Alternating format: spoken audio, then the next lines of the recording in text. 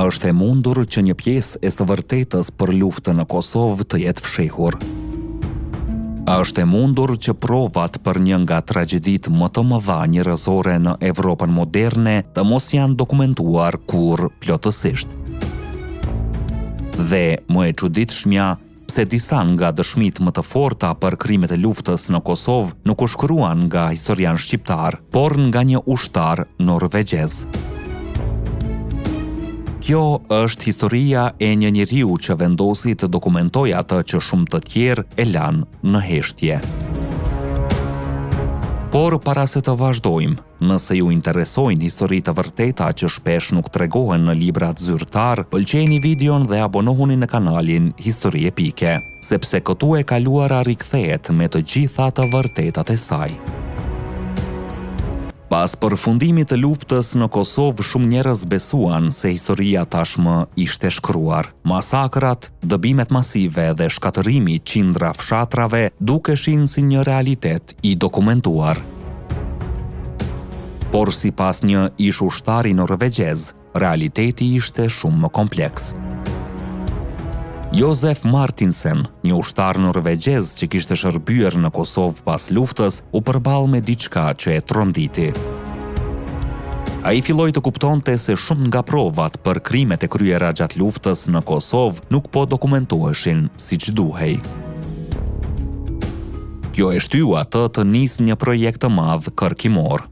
Rezultati ishte libri i tij, Çfarë ndodhi në Kosovë 1998-1999.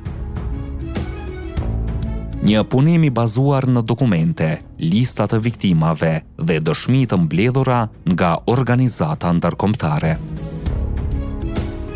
Sipas Martinsen, lufta në Kosovë nuk filloi vetëm në vitin 1999, siç e përmend shpesh narrativa ndërkombëtare. Ai argumenton se konfliktet dhe operacionet e dhunshme kundër popullsisë shqiptare kishin filluar shumë herët, që në fillim të vitit 1998.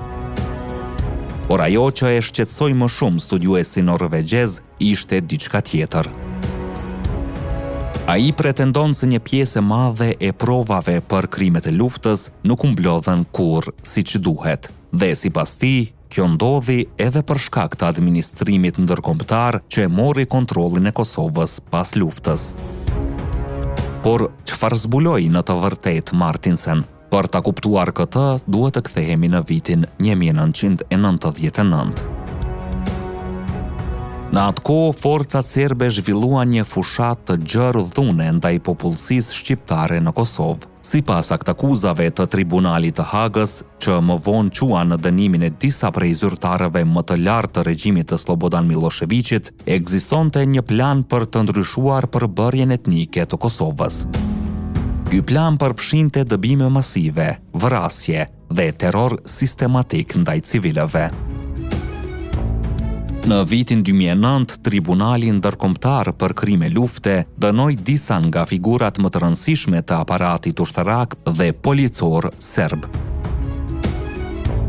Mes tyre ishin ish zëvendës kryeministri jugosllav Nikola Shajnović dhe generalët Nebojša Pavković e Sreten Lukić, të cilët u dënuan me nga 22 vjet burg për krime kundër njerëzimit.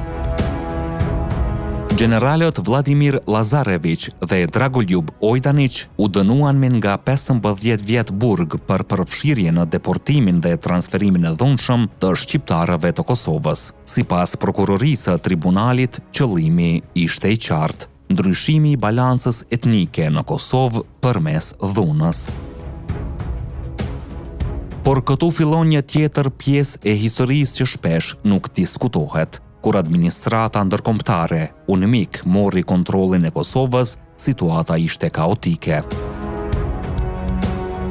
Nuk ishte regjistra të plotë të popullsisë, arkivat mungonin, shumë dokumente ishin zhdukur. Madje edhe inventari i zyrave dhe pajisje teknike kishin humbur. Në këtë situatë, organizatat që merreshin me identifikimin e viktimave dhe personave të zhdukur u detyruan të mbështeteshin në lista të krijuara nga organizata ndërkombëtare si Kryqi i Kuq, Tribunali i Hagës dhe organizata të tjera të drejtave të njerëzit. Problemi ishte se këto lista shpesh ishin të paplota dhe arsyeja për këtë ishte dramatike. Gjatë dëbimeve masive, forcat serbe kishin konfiskuar dokumentet personale të shqiptarëve, letërnjoftimet, dokumentet familjare dhe çdo provë që vërtetonte identitetin e tyre. Pa dokumente, shumë njerëz u zhdukën edhe nga regjistrat zyrtar. Por ndoshta zbulimi më tronditës lidhej me varrezat masive. Gjatë viteve pas luftës u zbuluan disa varreza masive në territorin e Serbisë. Në këto varreza u gjetën trupat e qindra shqiptarëve të vrarë në Kosovë. Një nga vendet më të njohura ishte Batajnica, pranë Beogradit.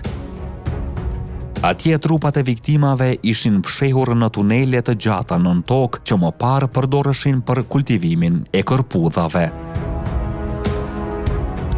Trupat ishin transportuar nga Kosova në Serbi për të fshehur krimet. Ky operacion sekret u zbulua vetëm kur një kamion që transportonte kufoma u përfshi në një aksident dhe trupat përfunduan në një lumë. Sipas dokumenteve të publikuara më vonë, më shumë se 836 shqiptarë të Kosovës u gjetën në varreza masive në Serbi. Por edhe gjatë ditëve të sotme, mbi 1600 persona vazhdojnë të konsiderohen të zhdukur. Megjithatë, për Martinsen, një nga plagët më të mëdha të luftës nuk ishte vetëm numri i viktimave, ishin edhe gratë e dhunuara gjatë luftës. Pas luftës, një grup prej 423 grave pati guximin të nënshkruante dokumente dhe të dëshmonte për krimet e kryera ndaj tyre. Atyre ju premtua mbrojtje dhe mbështetje, por sipas Martinsen, shumë prej këtyre premtimeve nuk u realizuan kurrë. Kjo është një nga arsyet pse ai vendosi të vazhdoj punën e tij kërkimore për Kosovën, sepse sipas tij, një shoqëri nuk mund të ecë përpara pa u përballur plotësisht me të kaluarën. Por ndoshta pyetja më e vështirë mbetet kjo. Pse një pjesë kaq e madhe e dokumenteve për krimet e luftës në Kosovë u realizuan nga studiues dhe organizata ndërkombëtare? Pse nuk ekziston ende një arkiv i madh kombëtar që dokumenton në detaje tragjedinë e luftës? Pse shumë fakte të gjenocidit u fshehen nga vetunmiku që kishte nën kontroll Kosovën pas luftës? Dhe pse ka ende aq shumë histori që nuk janë treguar plotësisht? Po ju çfarë mendoni?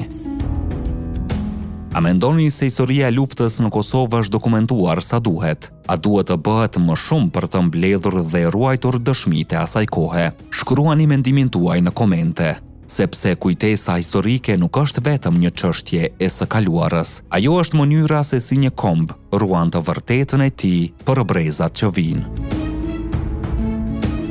Ne jemi Histori Epike, aty ku e kaluara rilind. Deri në videon tjetër, qëndroni krenar dhe të vetëdijshëm për gjakun që rrjedh në damarët tanë.